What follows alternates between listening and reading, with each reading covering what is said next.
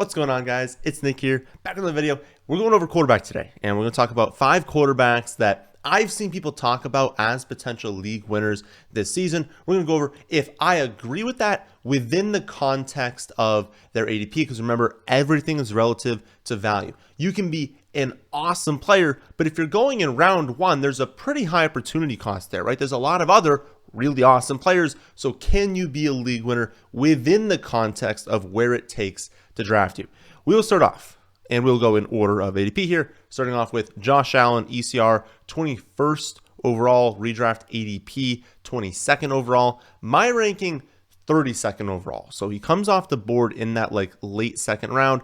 I have him graded out more in the mid to late third round. Now, I usually bring up like positional ADP. Wanted to talk about overall ADP, definitely for Josh Allen here, because, well, he's, first by ECR, ADP, my rankings, that's not overly helpful. But second, people are still taking him in the second round, and we need to understand that when evaluating, his value this season. You all know that I'm just not a fan of round 2 quarterback. Of course, in a 1 quarterback format, you can take a quarterback in round 2. A super flex league, you can take one in round 1. He's going to go in round 1. But in a 1 quarterback league, taking a quarterback in the second round, it has just not proven to be successful over time. I've done a few different draft strategy studies over the years, but I did a really big one this last season where I took, a million sleeper teams. We just identified where they drafted different players, how successful their teams were,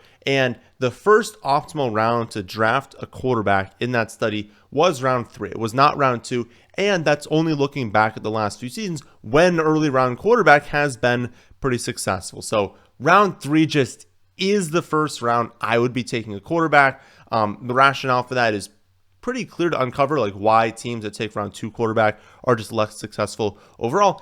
First 2 rounds are just way too important when attacking running back and wide receiver, that by foregoing a player who realistically you have like a 90% chance of hitting on at least a start-worthy player in those first 2 rounds. And maybe that doesn't seem like anything special, but we also know that, it has the highest chance of hitting on league winners, at least league winners in the context of like, players who finish top 5 of their position, not necessarily value-wise. But you have a great chance of hitting on someone who's going to be starting on your team, going to be, a number 1 at their position, potential to be top 5 at their position. By foregoing that to take a quarterback, you're locking in a good quarterback, but it's a lot easier to hit on quarterback a little bit later on in the draft. It's not as easy to hit on running back and wide receiver. So opportunity cost is really high for round 2 quarterback. So given that, I can't really endorse him in round 2. But for many of you, he's going to go in round 3. So what about round 3, Josh Allen? Let's talk about that. At that point, you've kind of locked in those 2. We see a mini dip. So if you look at like a value chart, round 1, round 2, really high value, really high percent chance of hitting a valuable player at running back, wide receiver. A little bit of a dip down into round 3, round 4, kind of a cliff into round 5. So you get that drop down, maybe a little better take him there. Now, initially, I thought I would kind of still be out on Josh Allen. The Bills went far more run heavy when they swapped offensive coordinators. He lost both Stephon Diggs and Gabe Davis. He replaced them with, Diggs with a rookie. It's a big downgrade. Gabe Davis wasn't anything special, but he was a pretty big deep threat, and he kind of replaced them with, a slot receiver. So not great, right? So we've got this like more run heavy scheme. He's throwing to a much more new cast of players. Here's an interesting point though. To start last season, the team was definitely limiting Josh Allen's scrambles under Joe Brady. They went way more run heavy. So conventional thinking would be like Allen got worse, right? If you're going to go way more run heavy, the quarterback isn't going to benefit from that. But he didn't get worse. He actually got better. So if you look at the 10 games with Ken Dorsey as the offensive coordinator, Buffalo was 26th in run play rate. So throwing the ball at a very high rate. Allen had 4.8 rush attempts per game, scored 22.5 fantasy points per game. Then you look at the 9 games, including the playoffs, with Joe Brady as the offensive coordinator. Buffalo was 2nd in the NFL in run play rate. Allen averaged 9.2 carries per game, scored 25.8 fantasy points per game, which would have been the highest scoring quarterback in any season since Lamar Jackson's MVP 2019 season. So even if Allen struggles a little bit with the pass catchers, these like new pass catchers being on the team, how much do we really care if he's going to get so much of his value on the ground? He only averaged 233 passing yards per game under Joe Brady, but again, scored just under 26 fantasy points per game. I mean, how much of a dip do we really think those numbers are going to drop, right? Even if it dropped to 200, right? Just 200 passing yards per game, that's barely over 1 point. He'd still be the quarterback one overall, even if the connection isn't there as much for those wide receivers. And then you think, well, if the connection's not there, he's not trusting as much, is he just scrambling more? And so it's like, you start to think about it, and it's like, yeah, I mean, he should definitely can still be the quarterback one this season. So again, I'm out at ADP. So if I had to classify Josh Allen as league winner or bust, I mean, kind of ridiculous buckets to only put it into those two, but for the point of this video, we'll do that. I would say he's more likely to be a bust at his ADP, at round 2 ADP, because he basically needs to finish as the quarterback one overall, and that's still a lot to ask from him. There's some really good quarterbacks this season, so at that ADP, I would say no. If you can get him, like last mock draft Monday, I drafted him in the early 4th round, absolutely he can be a league winner if he can fall that late. 3rd round, I would say that's probably where he should be. I don't think he's going to be a league winner or a bust in round 3. So love it in round 4. Fine with it in like the mid to late 3rd round. Any earlier than that, I would say no on Josh Allen. Second quarterback for today is Anthony Richardson. ECR 48th overall, ADP 53rd, my ranking 53rd as well. Richardson is an extremely polarizing player, with people either thinking like he's great for this video, right? Because it's like that's what people actually think, is he's either a league winner or he's a bust. There is absolutely no in between. There's no one that I've seen have a middle ground take on Richardson. If you've been following the channel, you know that I stand more on the league winner side, so I'll do my best to convert a few of you today over to that side. And if after today's video you still don't want to draft him, you get through the summer, you still don't want to draft him, don't draft him, right? Quarterback especially is really, really deep this season. So we need to just have a rule where when you draft a quarterback this year, you got to feel great about that decision, right? Like you need to be like, I am clicking this name. I love it. I think this player can be a league winner. I think it's a great value at ADP, because there are a lot of quarterbacks that have a lot of upside this season. So for you to take one you don't feel good about, never do that. So don't feel like you're forced to take Richardson because I like him so much. If you don't like him, don't take him. In my opinion, though, quarterback being deep is actually another reason to go after Anthony Richardson. If quarterback was super thin, right, there's only like 6 good quarterbacks, and then it was kind of a dumpster fire after that, there would be a little bit more risk in taking Richardson, because, you know, if he gets hurt, it wouldn't be good, right? You'd be investing an early pick, then you'd be missing out, and you'd be streaming, and the streaming options wouldn't be that great, right? But with how many like pretty quality late round quarterback options that there are this season, I feel really good about. You can either pair him with one of those in the draft. You can be like, okay, you know, I'll take round like 5 or 6 Anthony Richardson because he makes it to round 6 decent amount of time. I can either take that, plus I'll take, you know, round 15, 16, 17 quarterback. Or you can be like, well, you know what? I'm good streaming. I know some of these quarterbacks will be available on free agency. I'll take Richardson. I'll try and hit on some like running backs, wide receivers, tight ends in the later rounds.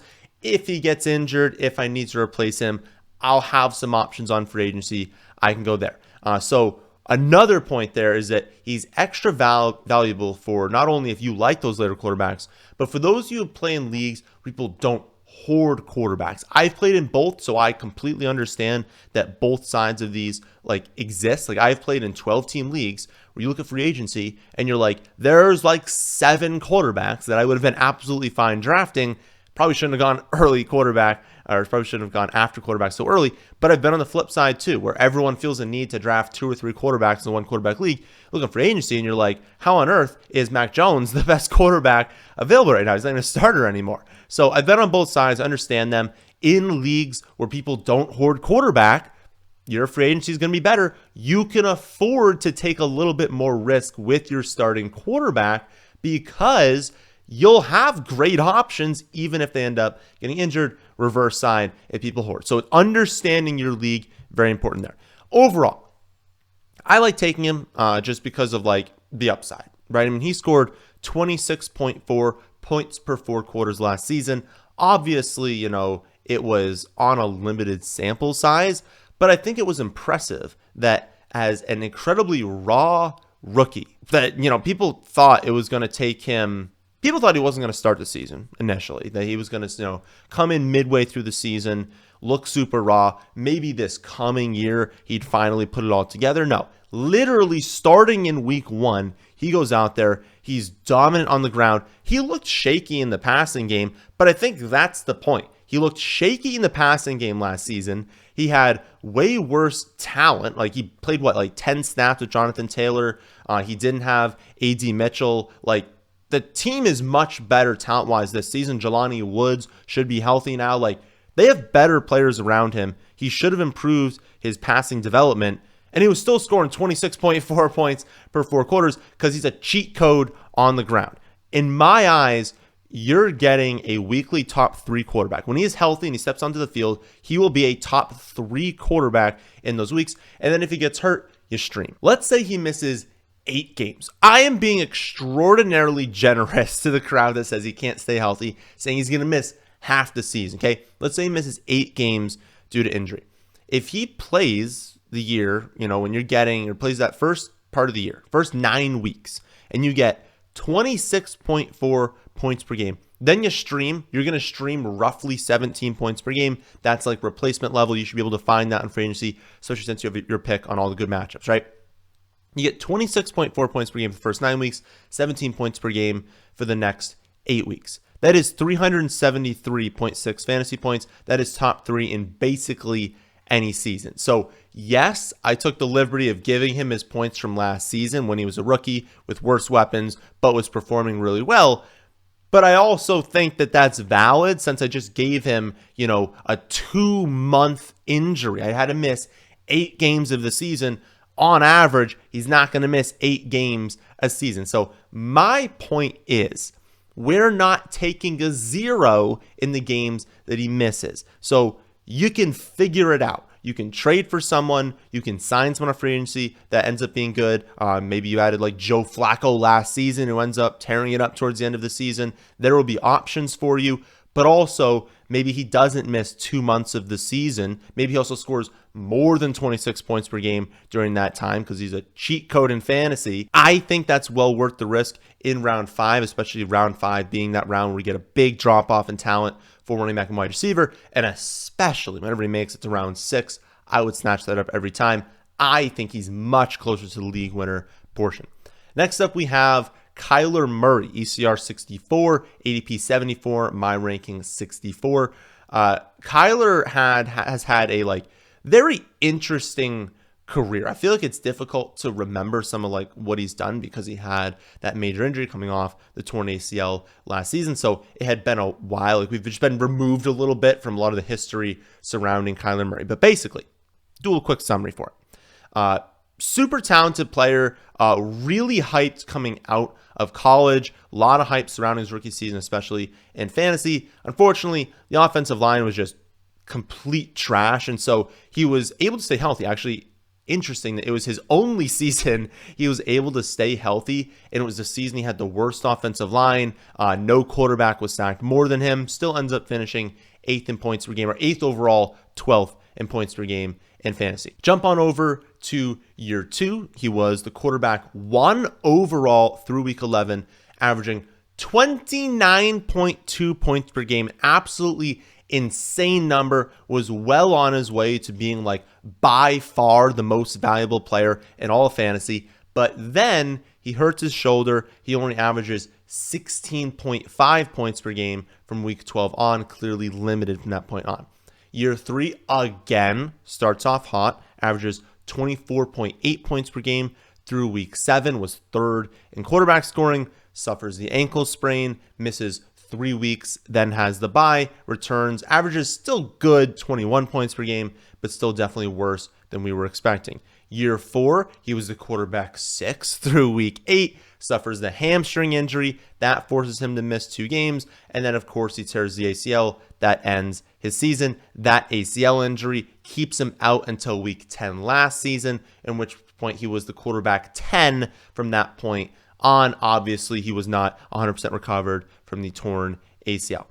So aside from his rookie season, he has started off, and I guess last season because he didn't start off at all. He started in week 10. But in all those other seasons, he starts off great, amazing in fantasy, suffers some sort of injury halfway through the season, then he's less productive after that. Now, I don't think it's going to shock anyone to, after hearing my take on Anthony Richardson, to know that I think Kyler is also a good pick.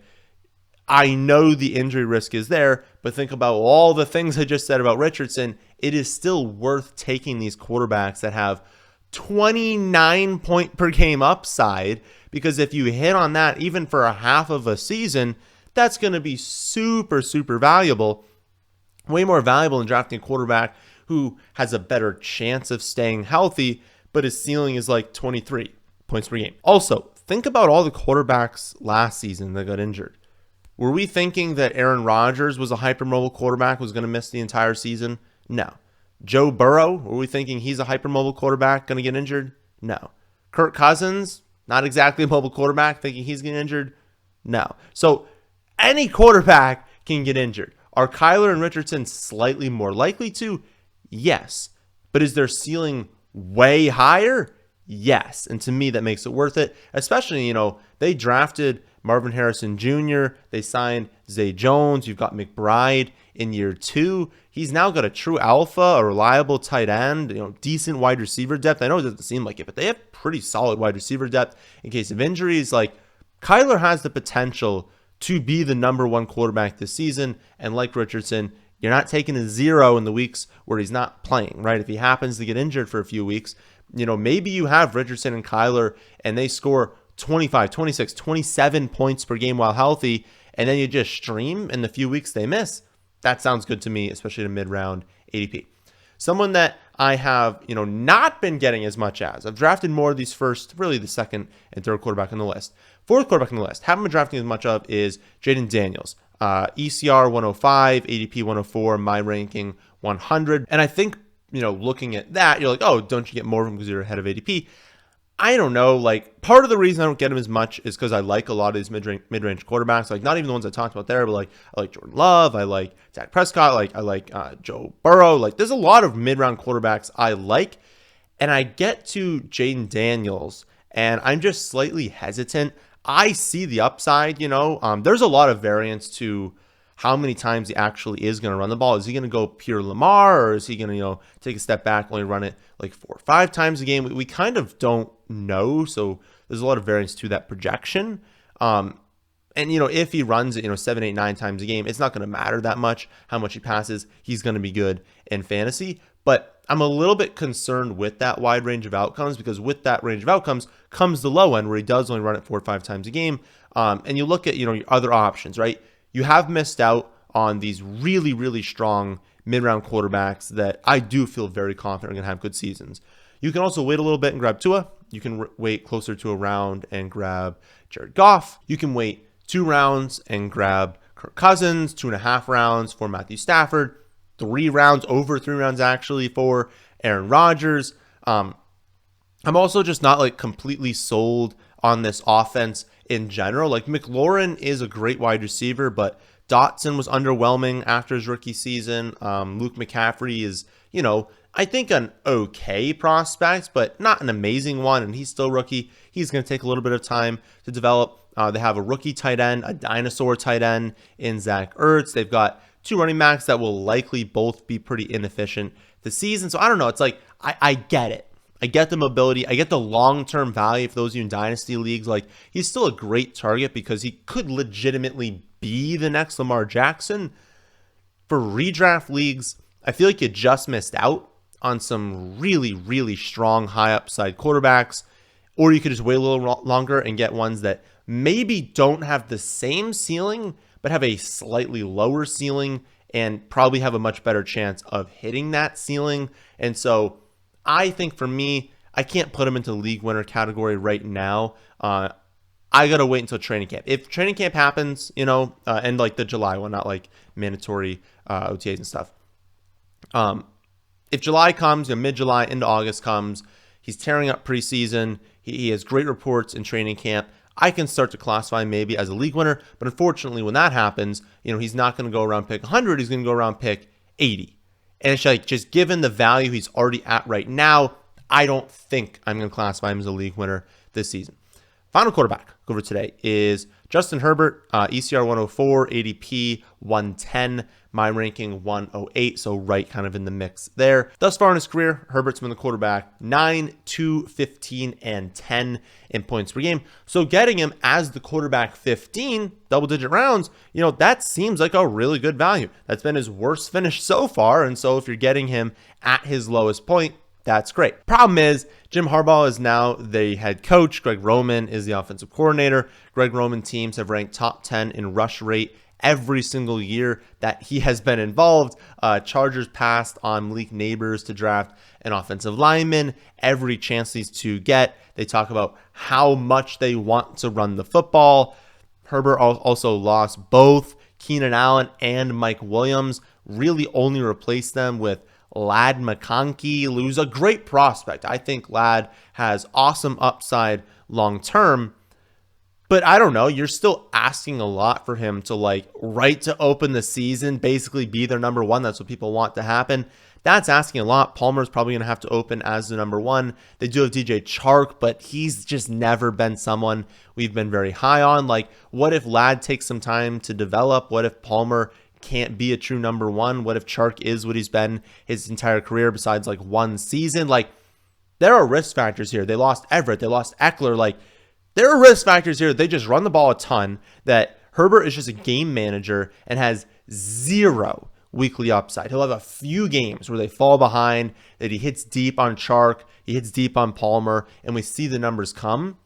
But that's something you go after in DFS. It's not really something we want to go after, especially in redraft leagues. If you want to, bet on Quentin Johnston taking that year 2 step and Palmer coming back healthy and Ladd being good, and you want to stack up this offense on Underdog, go for it. I'm not going to stop you there. In a redraft league especially, which most of you play in, I don't know. I don't see the upside, and I see risk that you have a ton of weeks where he's got 220 passing yards and 1 passing touchdown. And it just doesn't feel worth it, especially because he's not mobile. He's not going to add anything with his legs. Elite quarterback. It's unfortunate to see, but I don't see it this season. Much more likely to end up as a bust, even as the quarterback 15. So let me know which quarterbacks you're targeting in the comment section down below. If you want to see my exact projection on over 500 players this season, see all that on my website, thefantasyfootballadvice.com. I'll be back Monday for, of course, another episode of Mock Draft Monday. But be sure to leave a like if you watch this far. How about subscribing to the channel if you're new here? But thanks for watching.